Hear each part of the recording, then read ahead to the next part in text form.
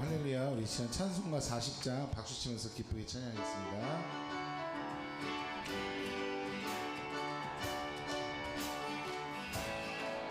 찬송으로 보답할 수 없는 큰 사랑 주님의 영광 할렐루야. 형제 자매 모두 함께 모여 찬송해 주님께 영광 할렐루야.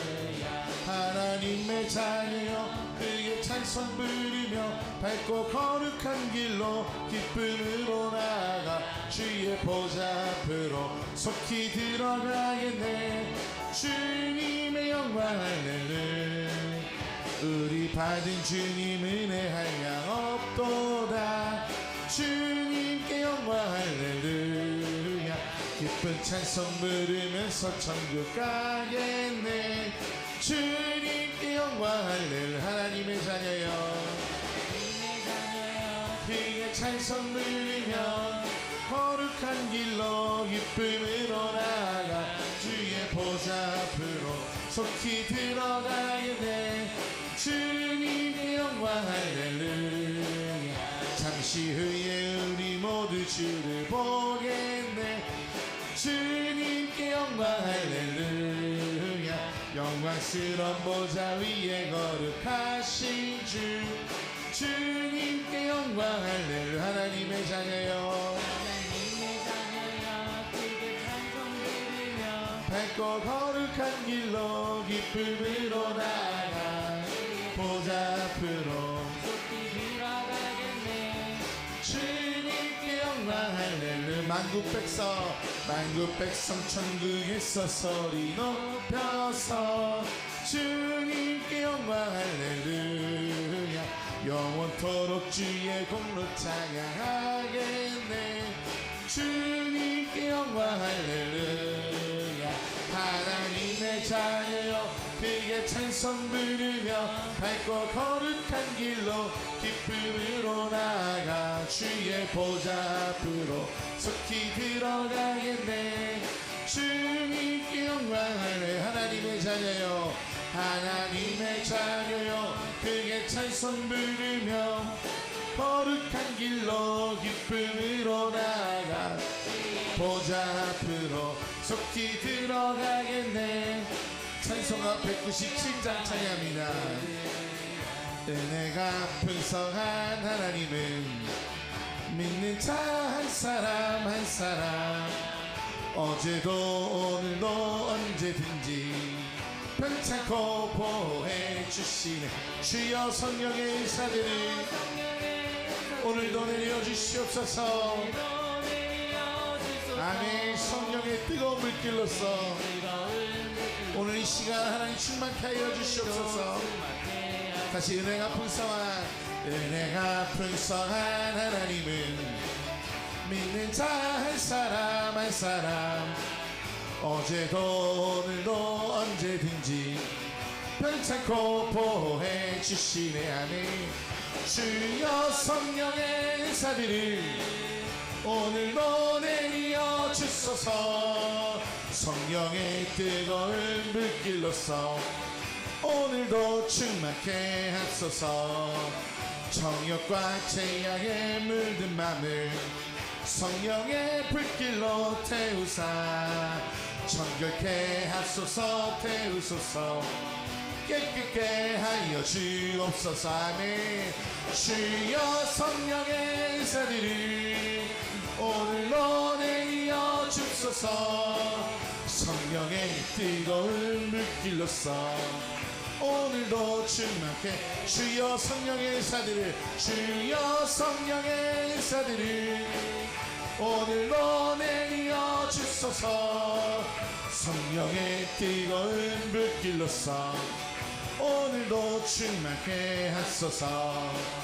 희생의 제물로 돌아가신 어린 양 우리 주 예수여 구속의 은혜를 내리시사 오늘도 구원에 다시 한번 고백합시다. 주여 성령의 은사들 하나님 간절히 간구한 내게도 내려주시옵소서. 아멘.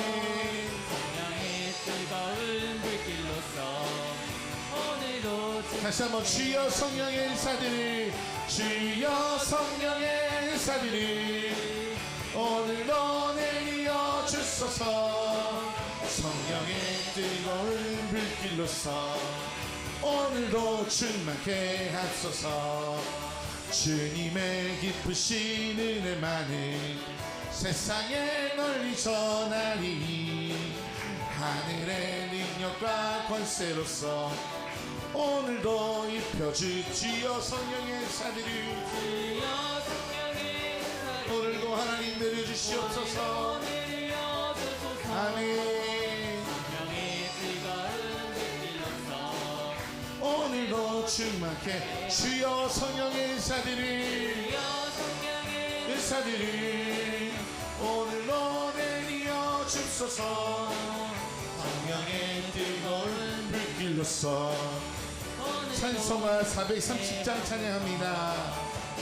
주와 같이 길 가는 것 즐거운 일 아닌가. 우리 주님 걸어가시 발자취를 밟겠네. 한 걸음 주 예수와 함께 날마다 우리 걸어가. 어린아이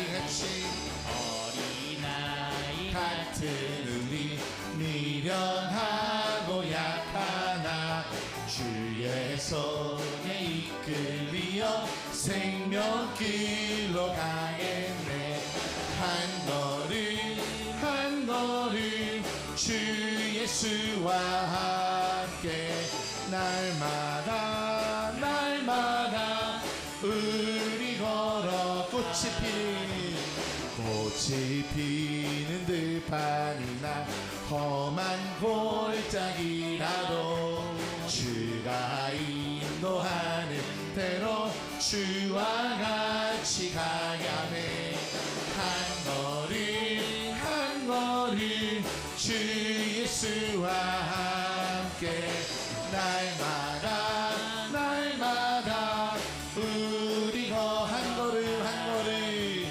한 걸음 또 한 걸음 주 예수와 함께 날마다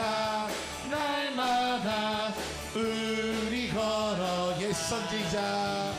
옛선지자 에녹같이 우리들도 천국에 들어올라갈 때까지 주와 같이 걷게. 아멘. 한 걸음 주 예수와 함께 날마다 우리 한 걸음 주 예수와 함께 날마다 우리 걸어가리. 아멘.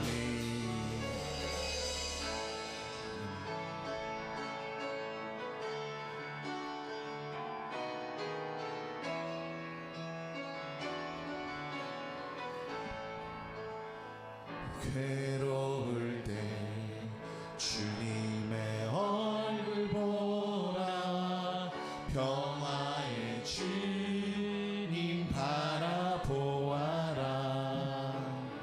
세상에서 시달린 친구들아 위로의 주. 다시 한번 찬양합시다. 괴로울 때 주 얼굴 바라보라. 괴로울 때 주님의 얼굴 보라. 아멘. 평화의 주님 바라보아라. 세상에서 시달린 친구들아 위로의 주님 바라보아라. 눈을 들어 주를 보라. 내 모든 영역 주께 맡겨라.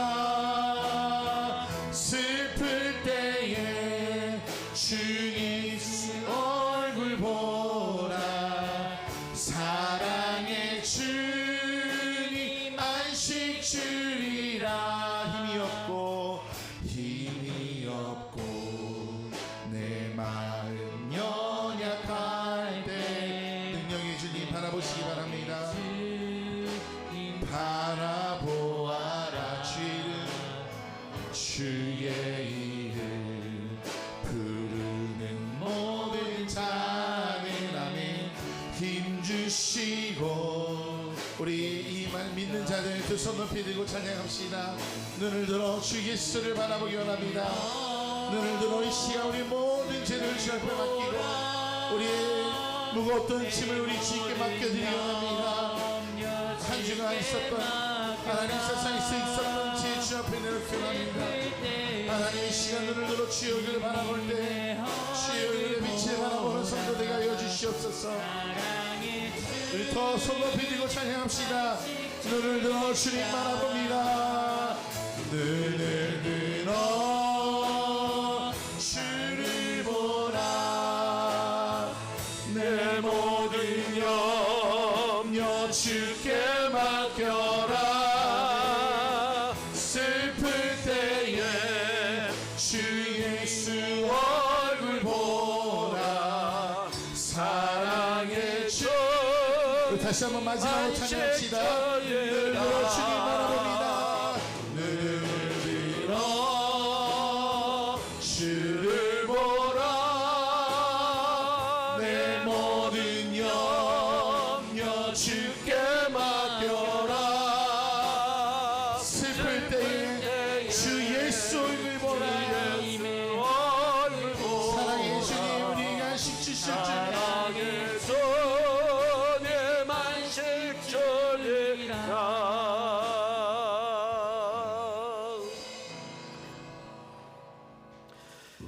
시간이 되었습니다. 모두 자리에서 일어나셔서 여호와를 송축하라.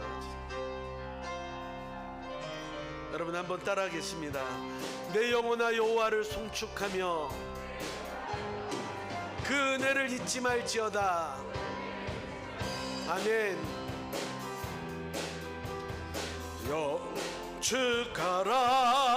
영축하라 그 은혜를 잊지 말라. 내 모든 죄 사시며 내 모든 죄 고치시리. 내 영혼아 여호와를 송축하라. 감사하라. 나의 속에 있는 것 다 그 성호를 찬양하라.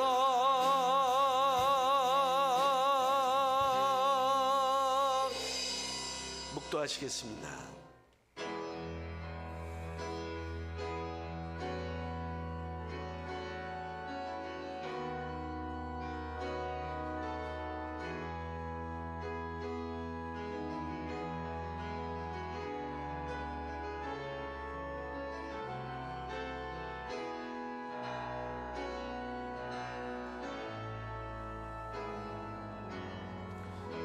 여호와께서는 그의 성전에 계시고 여호와의 보좌는 하늘에 있으며 그의 눈이 인생을 통촉하시고 그의 안목이 그들을 감찰하시는도다.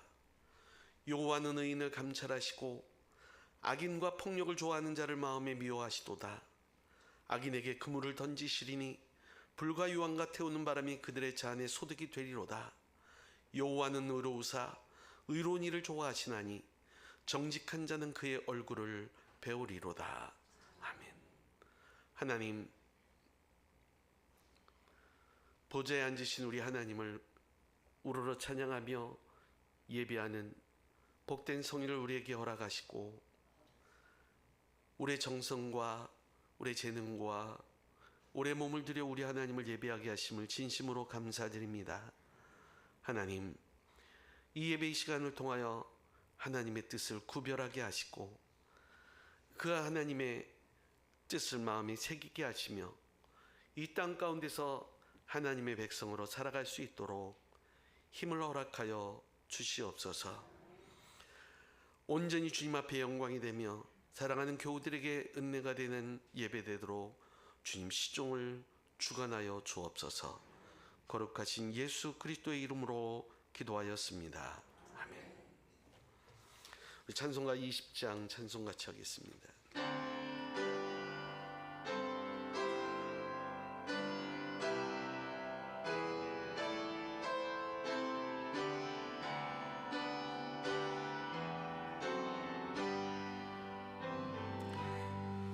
그 영광 중에 계신 주 나 찬송합니다.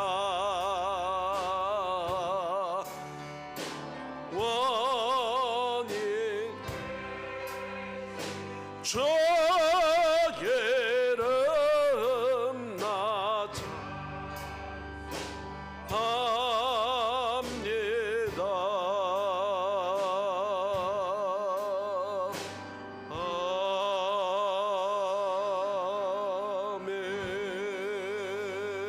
아멘.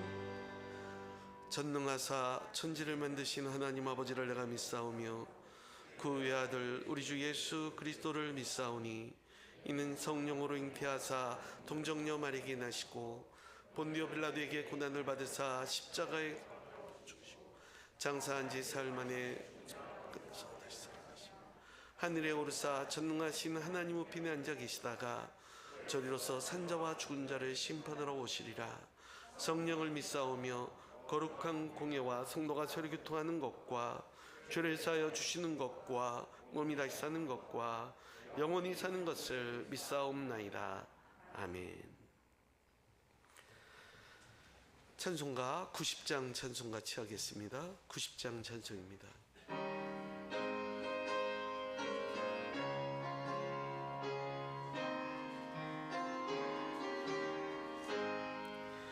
주 예수 내가 알기 전 날 먼저 사랑했네. 그 크신 사랑 나타나네요.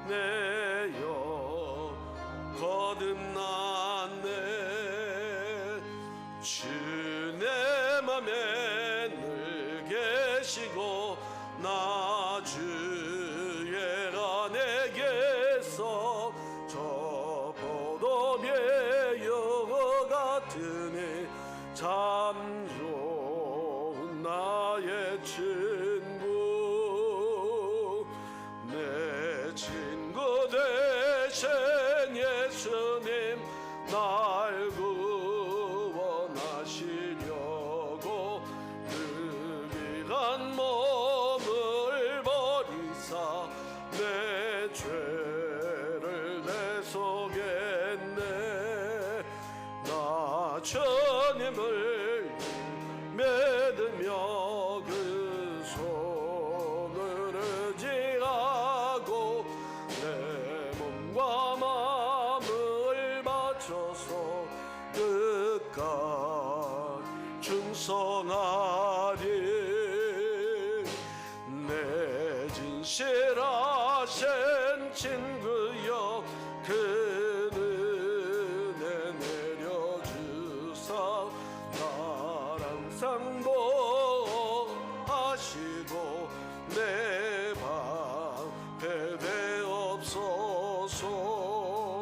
그 풍성한 사랑을 위는 그늘 소냐 날 구원하신 예수는 참 좋은 나의 친구.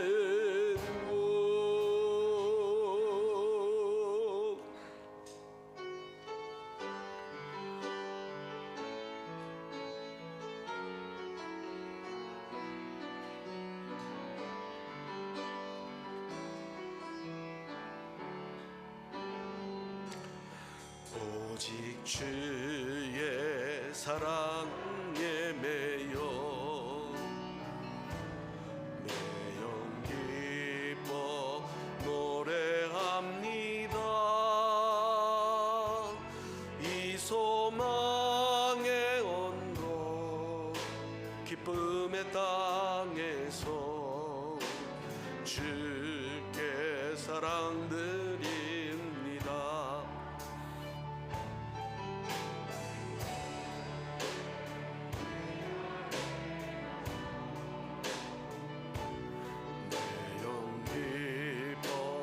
찬양합니다. 이 소명의 언덕 거룩한 땅에서 주께 경배드립니다. 주께서 주신 모든 은혜 나는 수 없네. 내 영혼 즐거이 주 따르렵니다. 주께 내 삶드림 주께서 주신 모든 은혜 모든 은혜 나는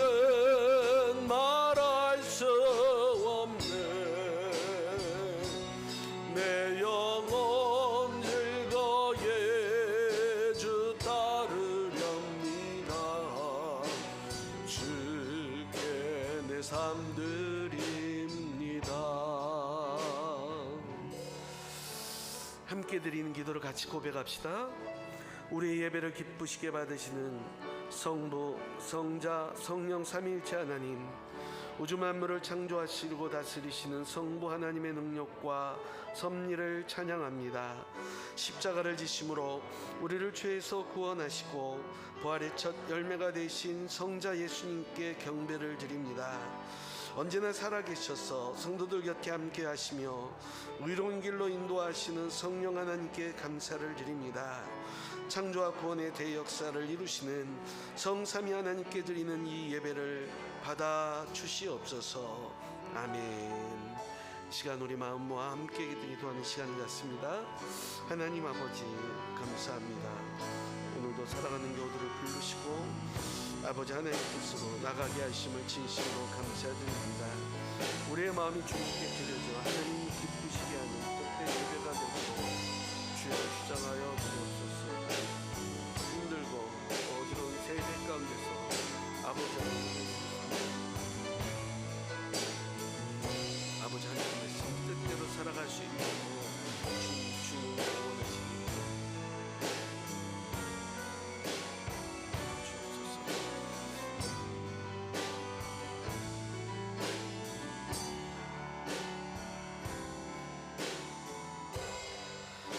믿음이 없이는 하나님을 기쁘시게 하지 못하나니 하나님께 나가는 자는 반드시 그가 계신 것과 또한 그가 자기를 찾는 자들에게 상 주시는 이심을 믿어야 할지니라.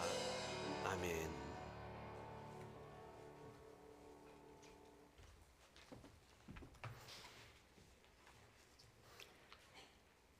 우주 만물의 주인이신 전능하신 하나님 아버지, 따스한 봄볕으로 저희들을 사랑하시는 하나님께 찬양과 경배를 드립니다. 거룩한 주님의 날 그리스도의 몸된 전에 나와 오늘도 안식일을 기억하여 거룩하게 지킬 수 있도록 믿음 주시고 함께해 주심에 영광과 감사를 드립니다. 어느새 상과들 길가 가로수에 꽃이 피고 지고 신로의 계절 싱그러운 5월을 저에게 허락해 주심에 창조주 하나님을 기억하고 다시 한번 감사를 드립니다. 계절이 바뀌고 자연이 변하는 것을 보면서 주님의 섭리와 계획들이 있음을 깨닫고 믿습니다.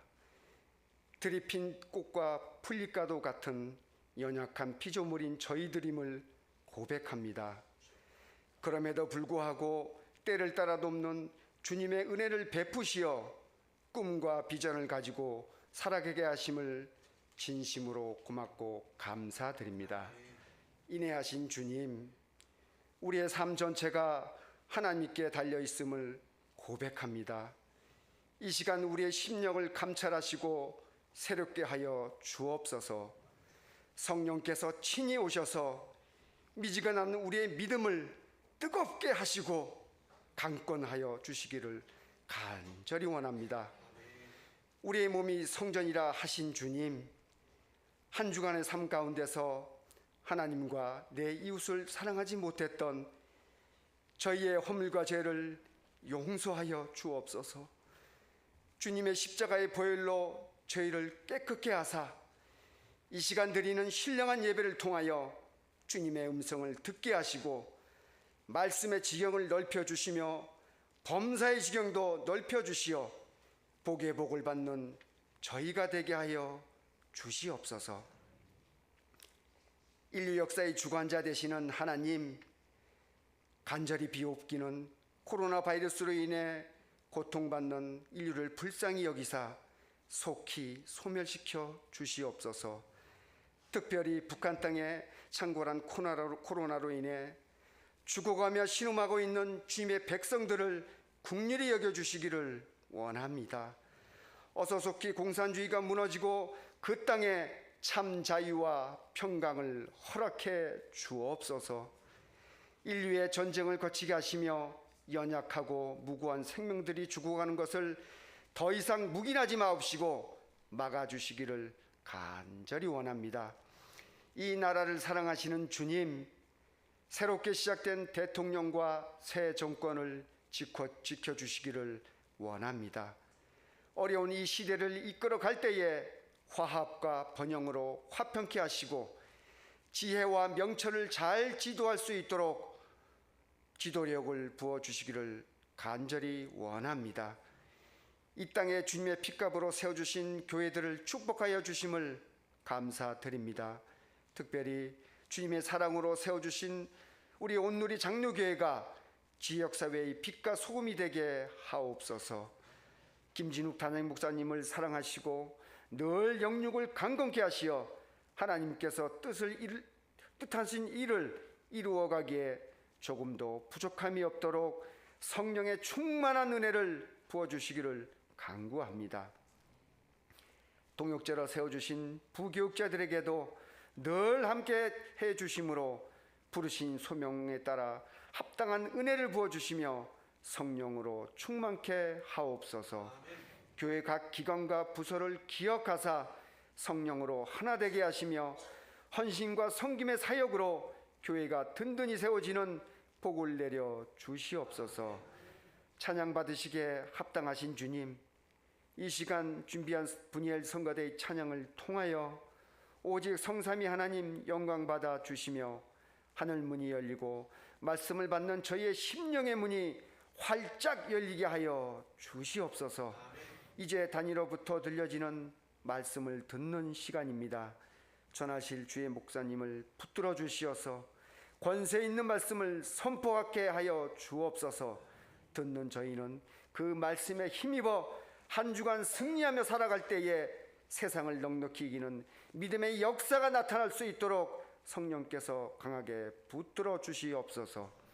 예배의 시종을 성령님께 지켜주시며 성삼위 하나님 영광 높임을 받아 주실 믿사옵고 감사드릴 때에 이 모든 말씀을 우리 주 예수 그리스도의 이름으로 간절히 기도드렸사옵나이다.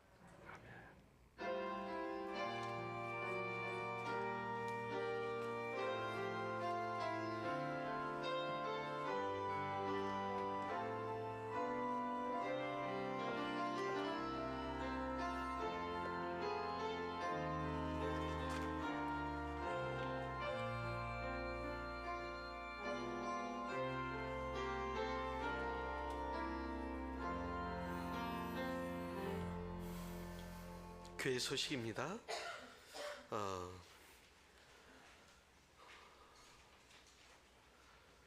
병약한 교우들을 위해서 기도 부탁드립니다. 강정장 원사님, 이영장 원사님, 이종순 원사님, 그리고 이순천 장로님이 일을 하시다가 또 발을 다치셨다 그럽니다. 강정장 원사님, 이영장 원사님, 이순천 장로님의 공통점은 다 발을 발이 다리가 불편한 겁니다. 여러분 위해서 기도해 주시기를 바랍니다.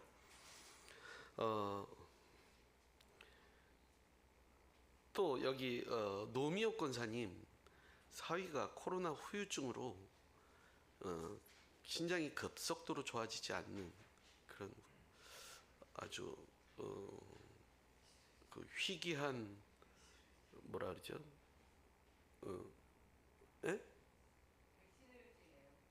그러니까 백신 후유증, 코로나 후유증하고 백신 후유증은 다르죠. 백신 후유증으로 이제 그런 어려움을 겪고 있어서 신장을 아마 이식할 수도 있다라고 해서 기도해 주시기 바랍니다. 오늘이 장로교회에서 예수 그리스도의 지상 명령을 이루기 위해서 소중한 선교 후원금을 보낼 선교 사역지를 이달 말에 정하여서 다시 시작하려 합니다. 아마 전체적으로 정리를 한번 할 것 같아요. 그래서 하는데 이제 되도록이면 여러분들 아시는 분이면 더 좋습니다.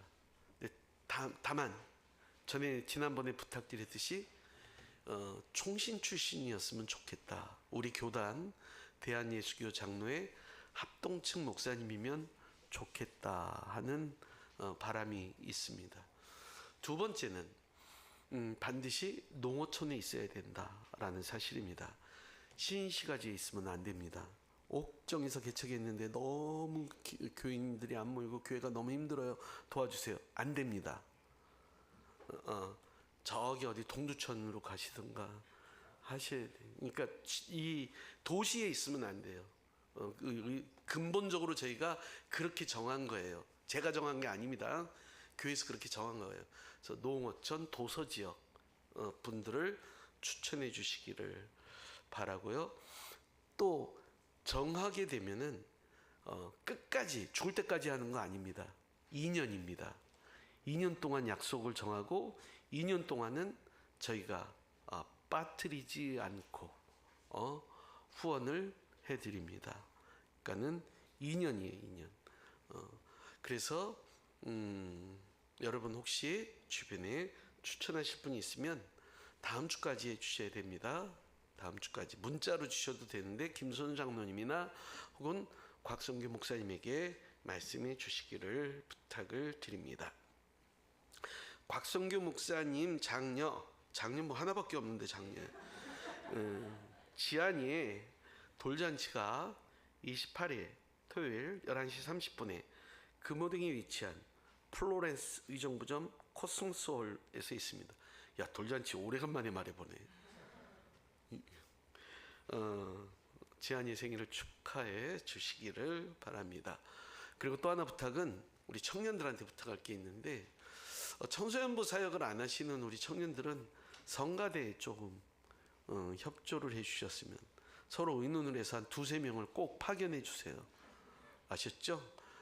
2명에서 3명을 성가대 좀 협조를 부탁을 드립니다. 이제 우리 성령의 조명과 함께 찬양하겠습니다.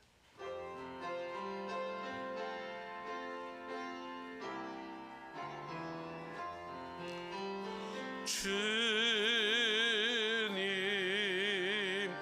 우리의 마음을 여시어 말씀을 깨닫게 하옵소서.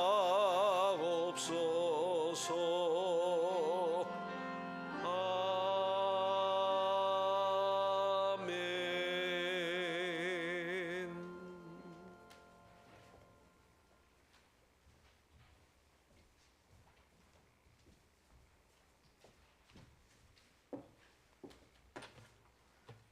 오늘 말씀은 요한복음 1장 35절부터 42절 말씀입니다. 제가 가진 성경으로 신약 143페이지입니다. 봉독하겠습니다.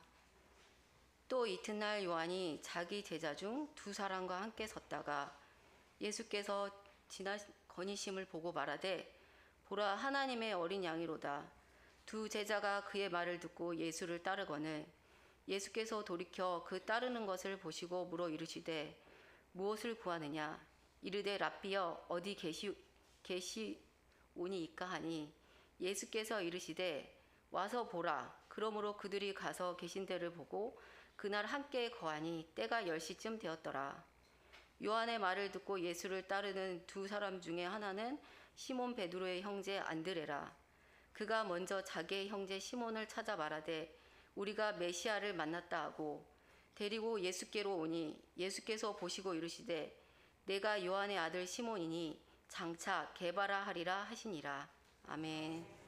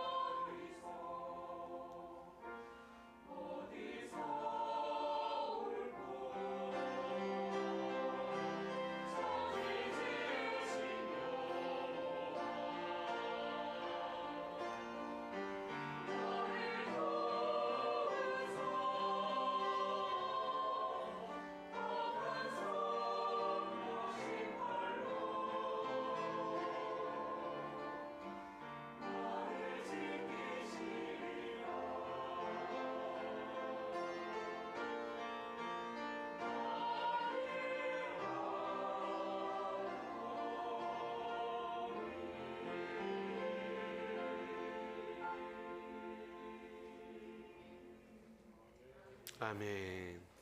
감사합니다. 감사합니다.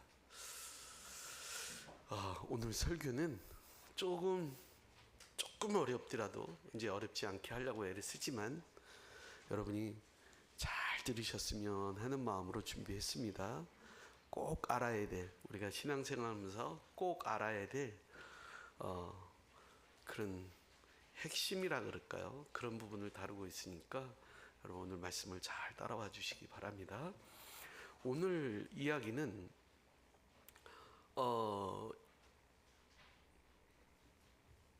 안드레라는 사람부터 이야기가 시작되는데, 이 사람은 베드로의 동생이었는데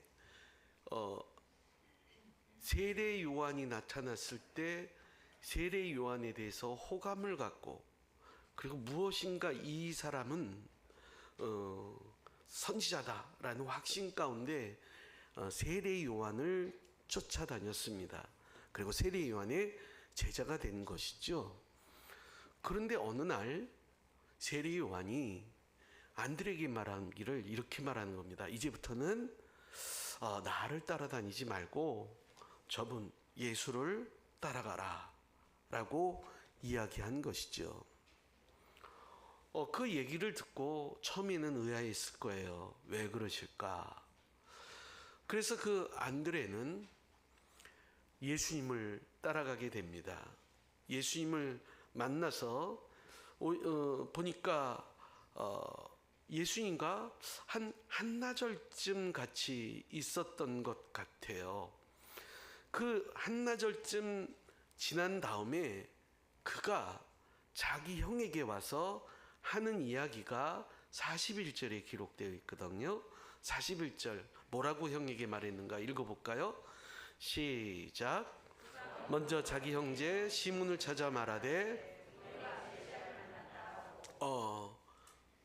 오늘 말씀의 제목이 그래서 우리가 메시아를 만났다. 근데 이 제목이 바뀌어요. 좀 있으면 마지막에. 자, 그러면 이 안드레 입장에서는 하루 만에 예수님과 같이 있으면서 뭔가를 발견한 거예요. 세례 요한에게는 없는 또 다른 무엇인가를 보게 된 것이죠. 그리고 자기 형에게 가서 우리가 메시아를 만났다. 이 부분을 우리가 조금 중요한 점을 찾아볼 필요가 있습니다. 예수님께서 부르셨던 예수님의 제자들, 그 사람들은 한결같이 무식하고 뭐 사회나 정치엔 관심도 없고 그냥 그날 벌어서 그날 먹는 그런 어떤 가난한 사람들이거나 그런 어떤 어부들, 그런 사람들만은 아니었던 것 같아요. 어려서부터 자라면서 유대교 선생님인 랍비로부터 또 이미 자기 부모님으로부터 전해 내려오는 어떤 그런 가르침 속에 있는 구원자, 즉 메시아에 대한 열망이 그게 있었던 거예요. 그래서 세례 요한을 따라갔던 것이고, 그리고 또 세례 요한의 가르침을 따라서 예수님을 따라가게 됐던 것이죠. 이런 배경, 이런 어떤 그런 상황 가운데서 그들이 메시아에 대한 대망, 열망, 그런 것이 있었다는 것을 먼저 발견할 수가 있습니다. 그리고 그 형제 베드로에게 자신이 만난 예수님이 이분이야말로 메시아다라고 소개한 것은 큰 의미가 있는 일입니다. 왜냐하면 그 메시아를 만난 사건은 자신뿐만 아니라 그의 형제에게도, 그의 형제는 베드로에게도 큰 영향을 가져다 주게 되고, 그동안 믿고 따랐던 스승 요한을 떠나서 심지어 자기의 생업인 그 물고기 잡는 일들과 가족들을 제쳐두고 예수님만 전적으로 따르게 되는 그런 어떤 획기적인 자기 삶의 전환점이 됐던 것이죠. 그만큼 여기서 말하는 우리가 메시아를 만났다라는 사실은 굉장히 깊은 의미와 큰 변화를 가져온다는 뜻입니다. 그래서 오늘은 우리가 메시아를 만났다라는 이 안드레의 이야기가 어떤 뜻을 품고 있고 또 오늘날 우리에게는 무엇을 의미하고 그만큼 이것이 얼마만큼 영향력을 미치는 사건인지를 한번 생각해 볼 필요가 있습니다. 자, 먼저 우리가 뭘 만났다고요?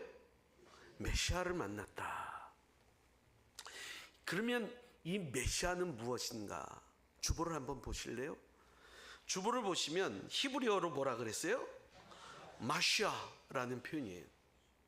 마시아. 우리 은지가 넷플릭스를 저한테 공유를 해줘서 제가 넷플릭스를 공짜로 볼 수가 있는데, 최근에 메시아라고 하는 제목이 달린 어떤 그 이야기가 있었어요. 그래서 그 내용을 가만히 봤는데 대부분 지금까지 제가 어떤 문학적으로나 혹은 어떤 예술적으로나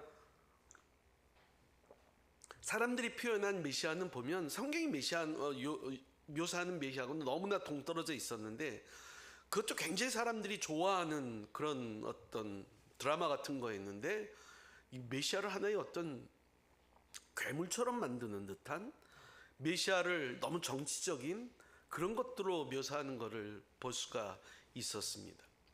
이 메시아라는 것은 뭐냐면, 여러분이 메시아의 뜻이 무엇인지 혹시 아세요?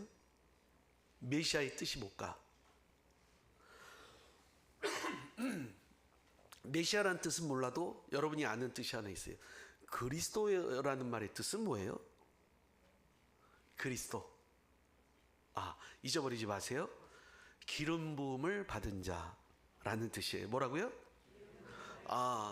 이 마시아라고 하는 히브리어가 이 신약 시대 때 그리스어로 오게 되면 크리스토스, 그리스도라는 말로 바뀌게 돼요.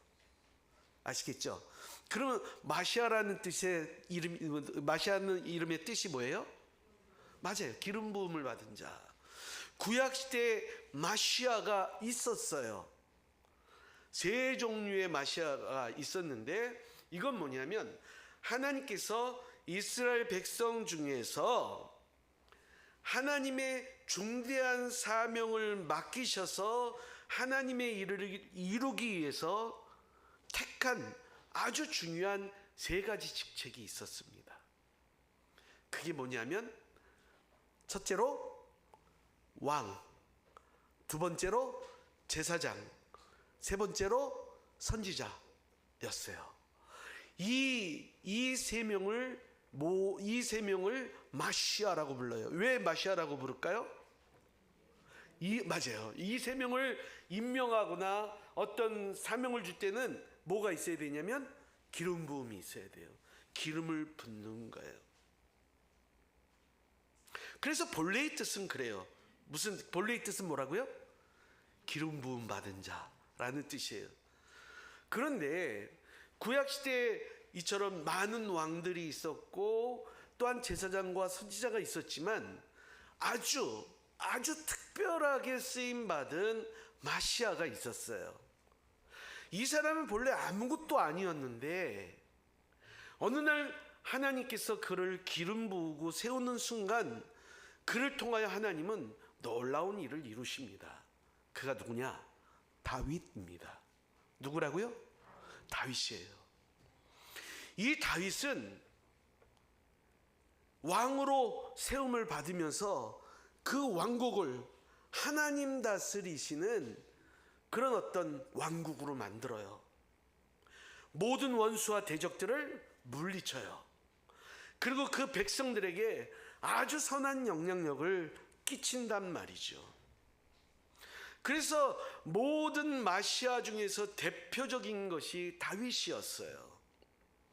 그런데 이 다윗이 죽고 그 왕국은 훗날 두 개로 나뉘어지고 위쪽 북쪽은 아수르에 멸망하고 남쪽은 바벨론에 망하게 됩니다. 이 다윗 왕 때의 어떤 그런 영광, 그런 것들은 그 다음 세대에서 찾아보기가 참 힘들었어요. 점점 국력이 쇠약해지고 어떤 하나님이 통치하신다는 하나님 나라의 개념이 점점 없어진 거예요. 그러다 나라가 없어져 버렸단 말이죠. 오랫동안 외세의 침입과 그런 식민지 시대를 살면서 이 유대인들 사이에서 마음속에 피어나는 한 가지 소망이 있었어요. 그게 뭔지 아세요? 메시아 사상이었어요. 여러분 혹시 구약 성경에서 대표적인 어떤 메시아 사상을 보여주는 성경과 장을 혹시 아세요? 일부 예배 때 모르던데? 아시는 분 계시는구나. 대답이 나오네요. 어디냐면 이사야서 53장 말씀이에요. 한번 같이 10절 말씀을 같이 읽어볼게요. 못 찾기 싫으면 주보 보시면 돼요. 10절 읽어봅시다. 시작. 여호와께서 그에게 상함을 받게 하시기를 원하사 질고를 당하게 하셨은즉 그의 영혼을 속건제물로 드리기에 이르면 그가 씨를 보게 되며 그의 날은 기를 것이요 또 그의 손으로 여호와께서 기뻐하시는 뜻을 성취하리로다. 자, 마지막 보게 되니까 그의 손으로 뭐요? 여호와께서 기뻐하시는 뜻을 성취하리로다. 여호와의 뜻을 성취시키는 사람, 그게 곧 누구예요? 메시아예요, 메시아. 그래서 이스라엘 백성들 마음속에는 그 메시아를 대망하는 그 마음이 있었어요. 그러면 자, 여기서 그들이 기다리는 메시아는 꼭 뭐 같은 메시아, 어떤 사람이어야 돼요? 어떤 사람과 같아요? 실컷 설명했잖아. 네, 다윗과 같은 사람이에요. 그러면 다윗과 같은 사람이 오면 어떤 일이 벌어질까? 다시 이스라엘 왕국을 든든하게 하고 그 나라를 하나님 통치하시는 나라로 만들 것이다 라는 기대감이었어요. 모든 외세의 세력들을 물리치고 다시 한번 이스라엘의 영광을 보게 될 것이다. 이런 메시아 사상은 오늘날까지 유대인들에게 있습니다. 유대인들에게 메시아는 왔을까요? 안 왔을까요? 안 왔어요. 그 이스라엘 국기 혹시 기억하세요? 어떻게 생겼는지? 하얀 바탕에 위아래로 파란 줄이 쳐져 있고 가운데 별이 그려져 있는데 그 별은 정삼각형 두 개를 뒤집어서 이렇게 겹쳐 놓은 거예요. 그 별을 뭐라고 부르는지 아세요? 다윗별이라고 불러요. 그게 뭐예요? 메시아예요. 메시아가 온다. 그러니까 아직도 그런 메시아가 오면 이스라엘이 다시 한번 그럴 것이다 라고 그 첫 번째 메시아를 기다리는 것이 유대인들입니다. 어쨌든 이제 지금 이 상황에서 안드레가 자기 형에게 말하는 거예요. 우리가 뭘 만났다고? 그러면 무슨 뜻인지 여러분 이해할 수 있겠죠? 어떤 마음과 어떤 생각과 어떤 뜻을 가지고 자기 형에게 이 말을 했는지 아시겠죠? 그러니까 세례 요한을 따라다닐 때와는 달라져요. 다 포기할 수 있는 거예요. 다 포기할 수 있는 거예요. 근데 중요한 건 문제는 뭐냐면 이런 그들의 기대감은 원래 메시아 사상과는 동떨어져 있다는 거예요. 전혀 다르다는 거예요. 그래서요 3년 반 동안 이후로 이제 예수님을 따라다니게 되죠. 그런데 끊임없이 예수님의 생각과 제자들의 생각이 충돌을 해요. 충돌을 한단 말이에요. 왜? 예수님을 다 버리고 뭐라 그러냐면 하나님 나라를 위해서 나를 따른 자는 복이 있다니까 우리는 식구와 전토와 모든 걸 버리고 예수님 따랐습니다 이런 얘기를 하고 그런가 하면 예수님께서 예루살렘으로 올라가실 때 예수님께서 요한의 엄마가 와서 주님께서 그 하나님 나라에 오르게 될 때 내 아들 중 하나는 우편 하나는 좌편에 앉게 해주세요. 그리고 그 얘기를 들은 제자들이 막 흥분해서 싸움이 일어나지요. 그는 예수님께서 답답하셨는지 너희는 내가 주는 걸, 내가 말하는 의미를 잘 모르는 것 같은데 정말로 내가 주는 잔을 마실 수 있겠느냐 라고 말씀하시고, 인자는 이제 예루살렘에 올라가게 되면 제사장 손에 넘겨서 죽게 될 거라는 걸 얘기합니다. 그러자 그 얘기를 듣다가 갑자기 베드로가 예수님을 따로 불러요.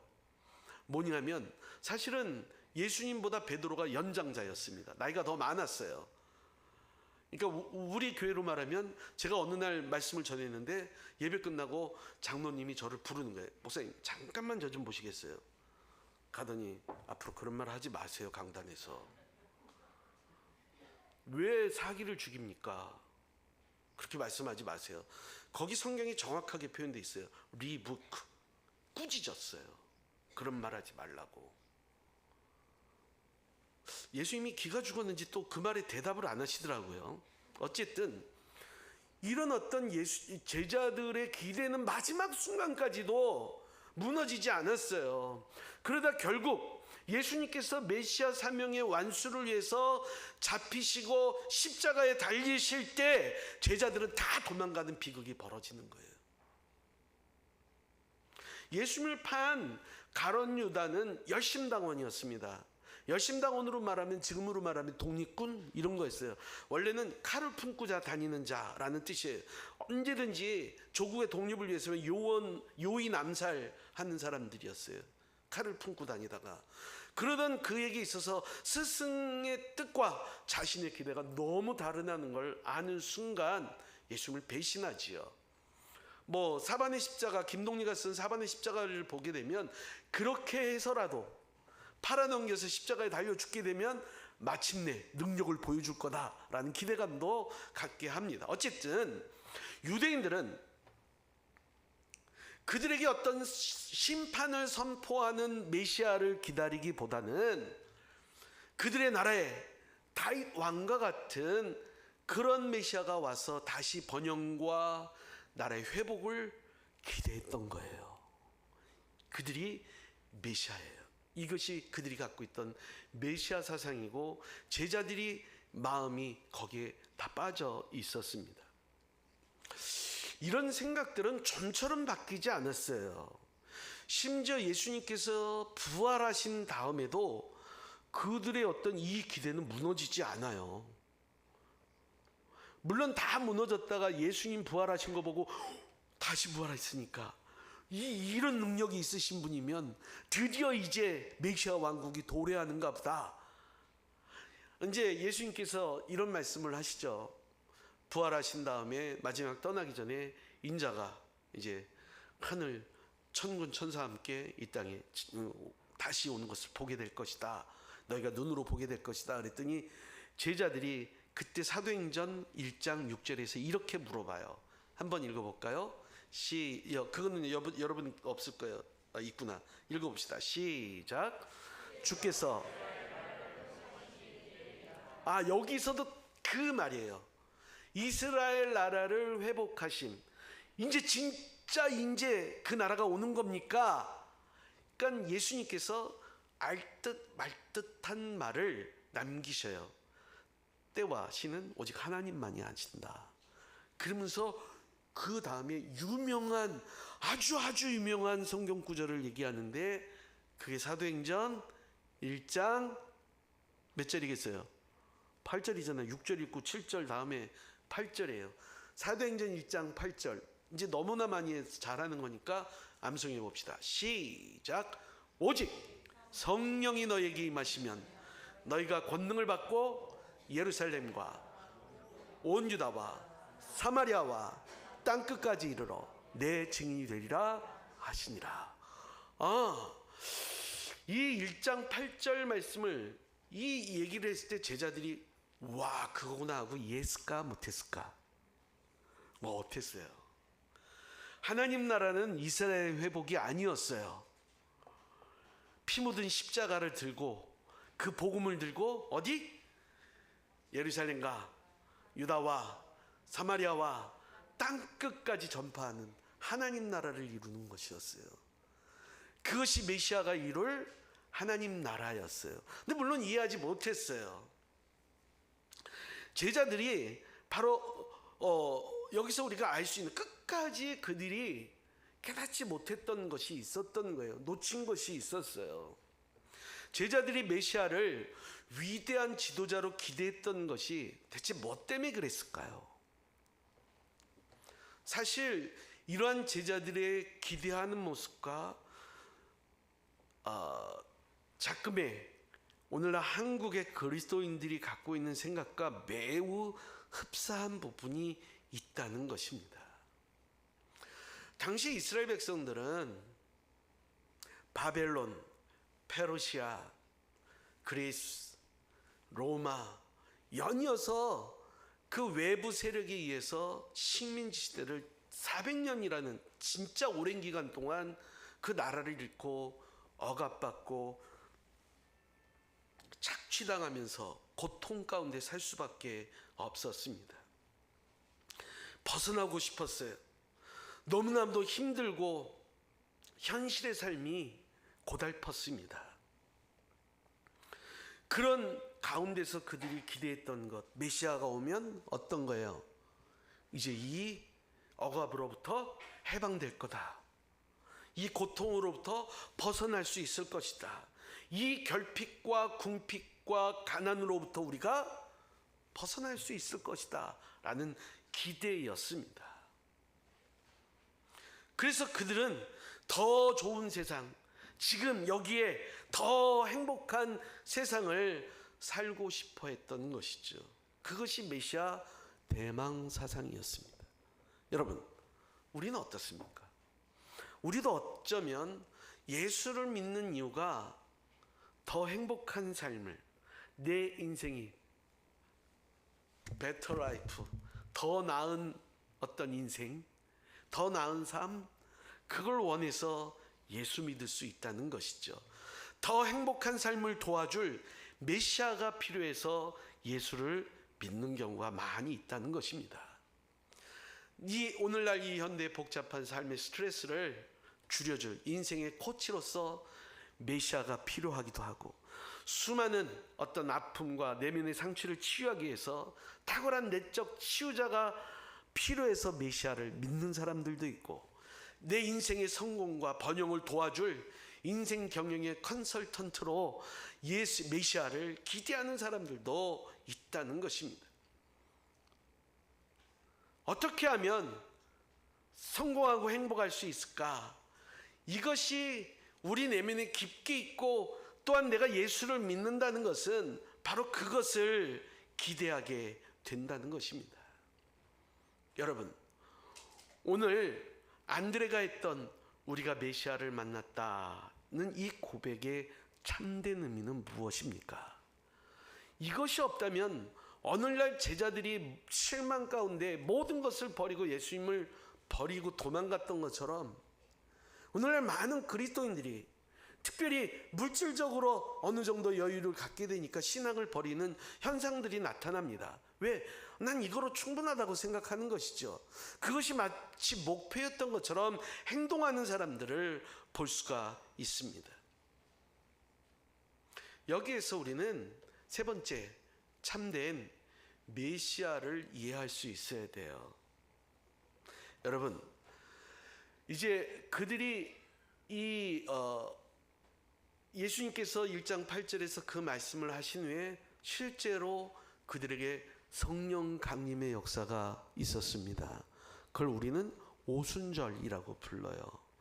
그 오순절 사건, 그들에게 성령이 임하시면서 제자들은 완전히 바뀌어요. 아이디어와 이 사고방식과 신앙의 어떤 체계가 완전히 가치관이 바뀌어요. 그걸 어디서 알 수 있느냐 하면, 그 베드로가 성령 충만하여서 첫 번째 전한 설교에 나와요. 그것이 사도행전 2장 36절 이후에 나오거든요. 한번 같이 읽어볼게요. 사도행전 2장 36절이에요. 시작. 그런즉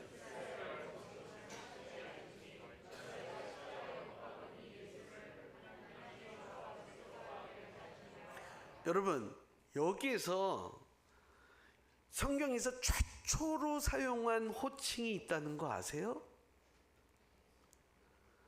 여기 36절 보게 되니까 이스라엘 온 집은, 이 말은 이스라엘 백성들아 정신 차리고 확실하게 이건 알아야 된다. 뭘 알아야 돼요? 너희가 십자가에 못 박은 그분이 바로 뭐예요? 주와 그리스도. 주라는 건 큐리오스, 주인이란 뜻이고요. 바로 그 다음에 무슨 말이 나와요? 그리스도가 히브리어로 얘기하면 뭐라 그랬죠? 메시아예요. 바로 이분이 뭐라는 거예요? 메시아다. 베드로의 입을 통해서, 제자들의 입을 통해서 나온 얘기예요. 이분이 바로 메시아다라는 거예요. 생각과 그들의 사고와 신앙의 어떤 가치가 바뀌는 걸 알 수가 있죠. 예수님에 대한 그 생각이 바뀌는 거예요. 이게 최초로 나온 단어예요. 그 다음 37절 이하를 읽어볼까요? 시작. 그들이 이 말을 듣고 마음에 찔려 베드로와 다른 사도들에게 물어 이르되, 형제들아, 베드로가 이르되 너희가 회개하여 각각 예수 그리스도의 이름으로 세례를 받고 죄 사함을 받으라. 그리하면 성령의 선물을 받으리니 이 약속은 너희와 너희 자녀와 모든 먼데 사람 곧 우리 주 하나님이 얼마든지 부르신 자들에게 하신 것이라 하고, 또 여러 말로 확증하여 권하여 이르되 너희가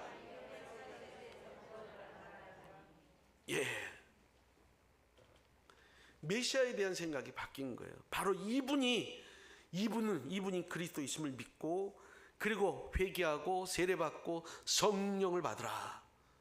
그럼 그분이 큐리오스, 그 다음에 그리스도라는 것을 알게 될 것이다 라는 것이죠.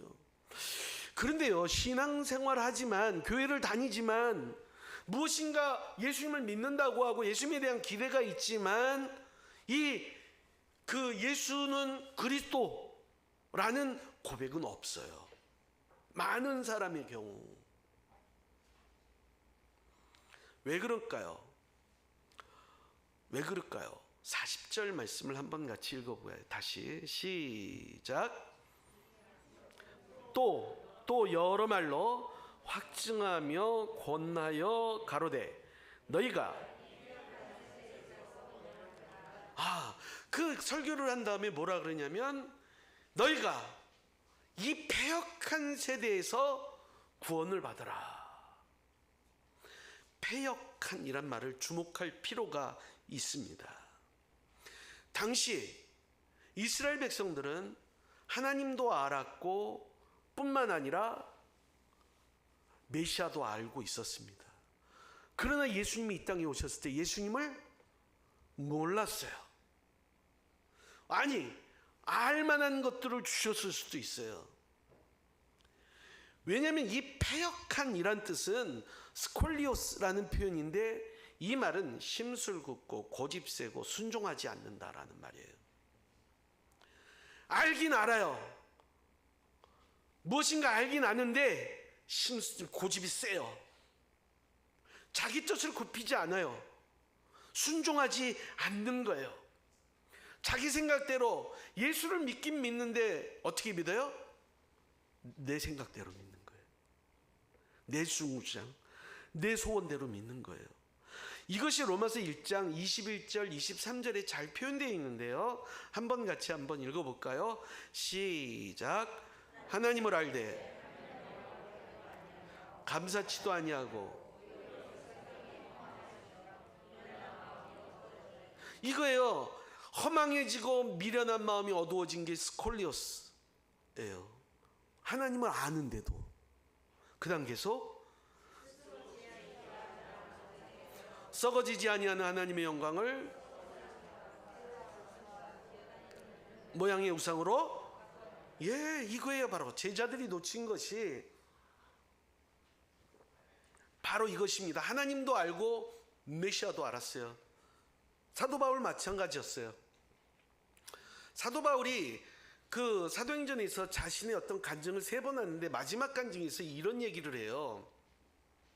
예수님이 자신에게 뭐라 그랬냐면, 사울아 사울아, 가시채를 뒷발질하기가 내게 고생이라 라는 말을 해요. 이 말은 뭐냐면 이전에 스데반 사건이나 그리스도인들을 핍박하는 과정에서 그에게 찔림이 있었던 거예요. 과연 저가 예수 그리스도가 어떤 분이시기에 돌에 맞아 죽으면서도 그 얼굴에 광채가 있고 하늘을 우러러 다른 사람을 용서해달라고 말할 수 있는 것인가? 그거에 대한 찔림이 있었던 것이죠. 무엇인가 그에게 찔림이 있었지만 그는 계속해서 어떻게 했다는 거예요? 뒷발질했다는 거예요. 이거 수요일날 한번 설명했지만 당시에 이제 짐을 나르는 그런 짐승으로다가 나귀를 많이 사용했대요. 근데 나귀는 힘은 센데 딱 하나 단점이 있어요. 고집에 앵간하다는 거예요. 고집이 세요. 그래갖고 자기 마음에 들지 않으면 그 자리에 가만히 서서 안 움직인대요. 뜨끔하신 분 안 계세요? 아니네. 때려도 안 간대요. 때려도 안 간대요. 그냥 맞아도 그냥 버티고 맞고 고집시고 있대요. 그러다 정말 화가 나면 하는 행동이 뭘까요?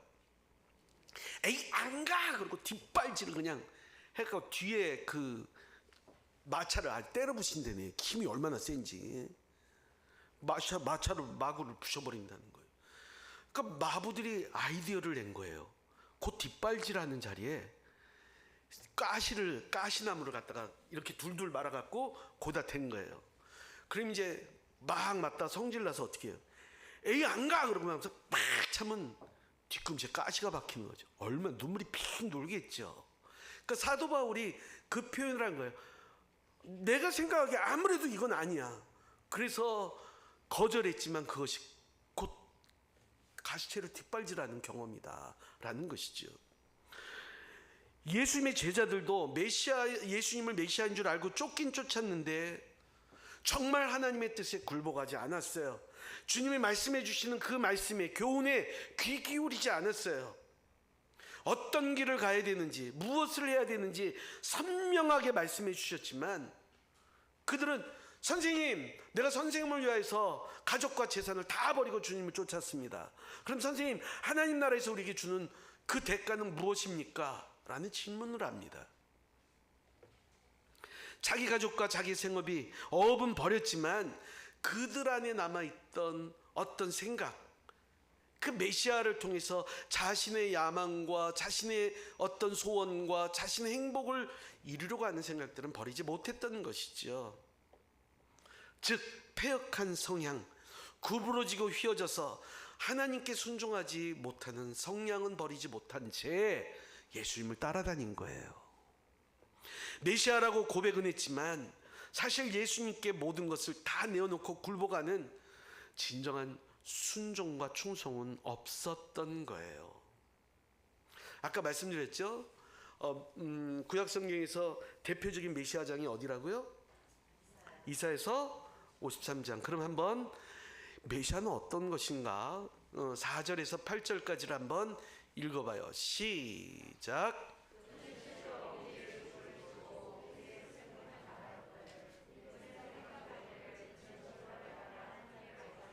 고난을 당한다 하였노라. 그가 찔림은 우리의 허물 때문이요 그가 상함은 우리의 죄악 때문이라. 그가 징계를 받음으로 우리는 평화를 누리고 우리는 다 양 같아서 그릇 행하여 각기 제 갈건을 여호와께서는 우리 모두의 죄악을 그에게 담당시켜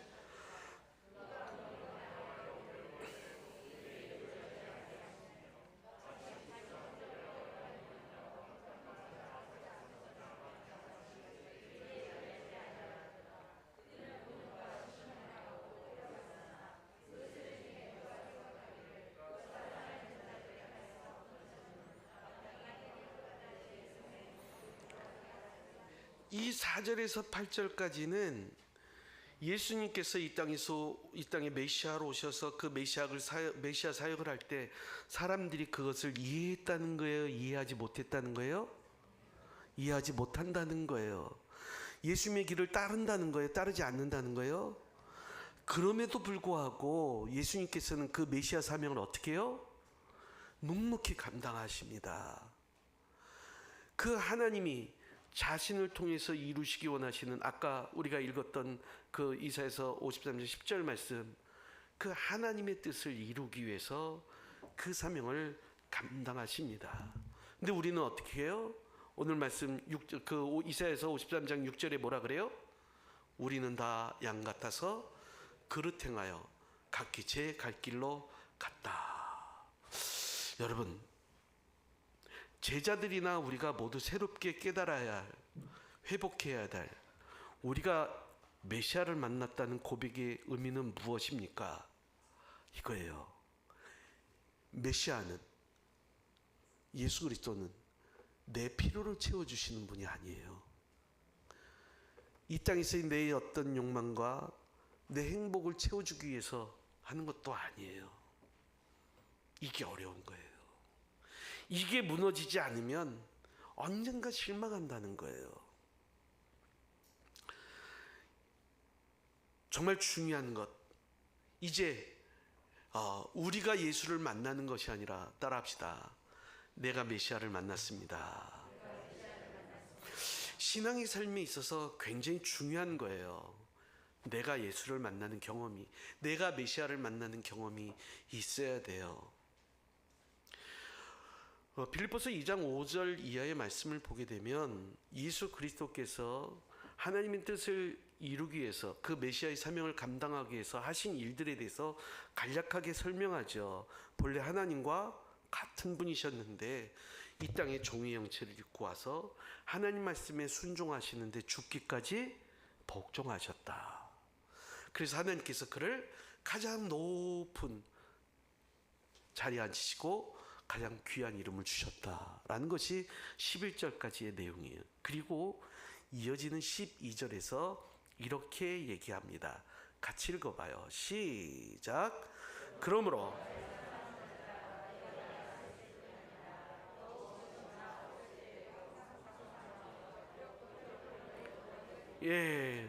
거기 보게 되니까 항상 복종하여 두렵고 떨림으로 너희 구원을 어떻게 해요? 이루라. 구원 받았다는 얘기예요? 받지 못했다는 얘기예요? 자, 이거는 확실하게 하기 위해서 거수로 의견을 물어보겠습니다. 이 말, 너희 구원을 이루라 라는 얘기는 지금 너희가 구원을 받았다는 얘기예요? 받지 못했다는 얘기예요? 자, 받지 못했다. 손 들어보세요. 요 사람들은 구원파를 조심하세요. 정확하게 말씀드릴게요. 구원 받았다는 뜻입니다. 손든 사람 아멘 크게. 크게. 아니, 그럼 넘어가. 그러니까 넘어가는 거예요. 구원 받았다는 거예요? 구원 받지 않았다는 거예요? 이거를 신약자들은 already not yet, 이미 그러나 아직이란 뜻을 가지고 있는데, 이게 뭐냐면 앞에 복종하고, 복종은 폐역의 그 반대말로 사용된 거예요. 너희 뜻을 내려놓고 날마다 예수 그리스도가 메시아됨을 너희 삶 속에서 이루라 라는 뜻이에요. 오늘도 내가 감당해야 될, 구원받은 사람들이 이루어야 될 일이 있다. 어떤 목표를 얘기하는 거예요. 13절 시작.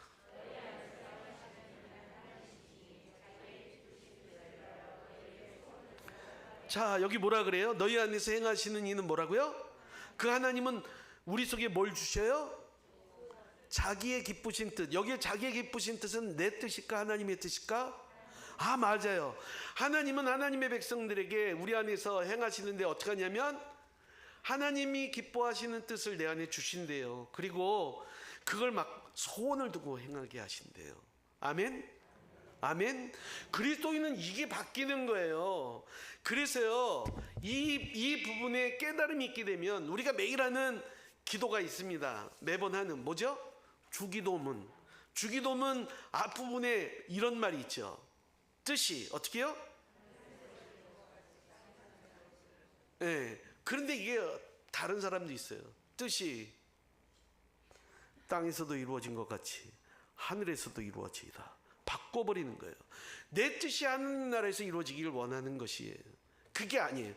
하늘의 뜻이 나를 통하여 땅에서도 이루어지는 것. 이것이 예수님이 가르쳐 주신 기도예요.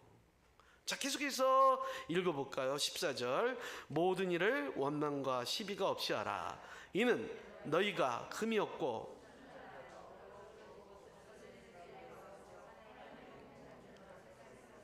나타내며 생명의 말씀을 밝혀 나의 다름질이 헛되지 아니하고 수고도 헛되지 아니하므로 그리스도인의 자, 우리가 그렇게 행동하는 것은 무엇 때문이라고 말하냐면 아까 얘기했죠. 패역한이란 말을 똑같이 여기서도 사용하고 있어요. 15절에서 뭐라고? 어그러지고 거스리는 세대. 그 세대 가운데서 하나님의 흠없는 자녀로 나타나라. 이것이 너의 영광이고 너의 자랑이다. 아멘. 아멘. 사랑하는 성도 여러분, 내가 메시아를 만났다라는 이 고백은 어떤 의미를 가지고 있습니까? 이제 다시 한번 정리해 봅시다.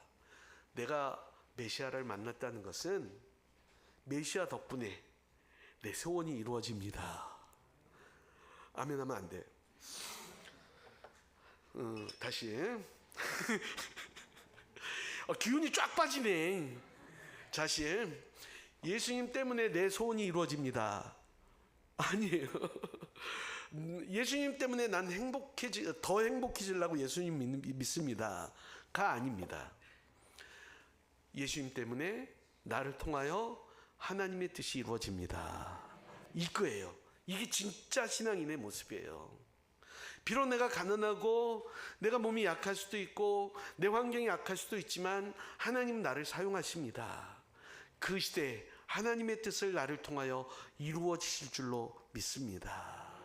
여러분, 이게 진짜 예수 믿는 사람의 모습입니다. 언제나 이 예수 그리스도가 저와 여러분 속에 살아계셔서 여러분의 삶을 통하여서 하나님의 일을 이루시는 귀한 주의 종들이 다 되시기를 주님의 이름으로 축원합니다. 내가 주 만났을 때 외롭고도 쓸쓸한 모습 말없이 홀로 걸어갈 길은 영광을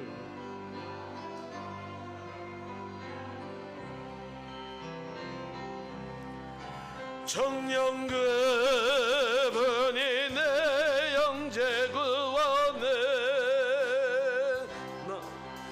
나의 영혼도 구원하려나 의심 많은 도마처럼 울었네. 내가 저를 처음 만난 날 내가 다시 주를 만남은 죄악으로 몹쓸 병든 몸 조용히 내 손잡아 이끄시며 여기로 나고라 눈물을 흘리며 외쳤네. 나의 믿음이 뜨거워졌네. 그러나 죄악이 나를 삼키고 내 영혼 갈 길을 잃었네. 내가 이제 주를 만나는 죽음의 길 벗어나려네. 변찮은 은혜와 사랑의 품 그분만이 나의 구세주. 주 예수 따라 항상 살리로다. 십자가 지고 따라가리라.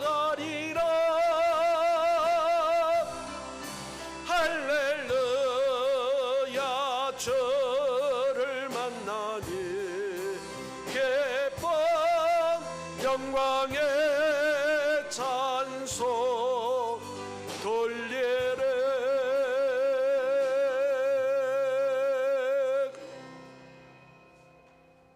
예수님을 주인으로, 메시아로, 구세주로, 그리스도로 모실 때 비로소 신앙의 신비와 믿음의 능력은 참된 가치를 발휘하고 내 삶 가운데 새로운 소망과 새로운 비전을 보게 될 줄로 믿습니다. 하나님 관계에서 구부러지고 휘어진 채 순종하지 못하는 내 고집들을 내려놓게 하여 주옵소서. 온전히 주의 말씀을 순전한 아이처럼 순종하게 하시고 나를 통해서 이루어지는 하나님 나라, 나를 통해서 유통되는 하나님 나라의 축복이 있도록 하나님 은혜를 더하여 주시옵소서. 예수님의 이름으로 기도하였습니다. 우리는 세상으로부터 부름받은 하나님의 백성입니다. 성결의 생활을 통해 하나님을 기쁘게 합시다. 교제와 섬김을 통해 하나님의 은혜로 치유의 경험을 합시다.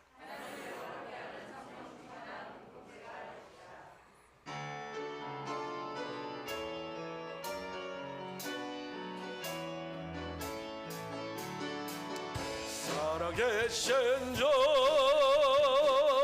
나의 잠든 손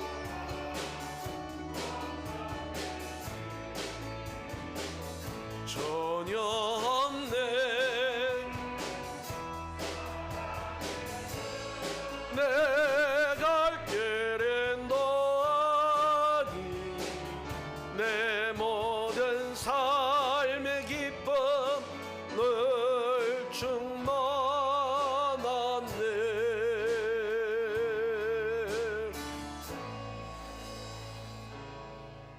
지금은 우리 주 예수 그리스도의 크신 은혜와 하나님 아버지의 무궁하신 사랑과 성령의 내주하심이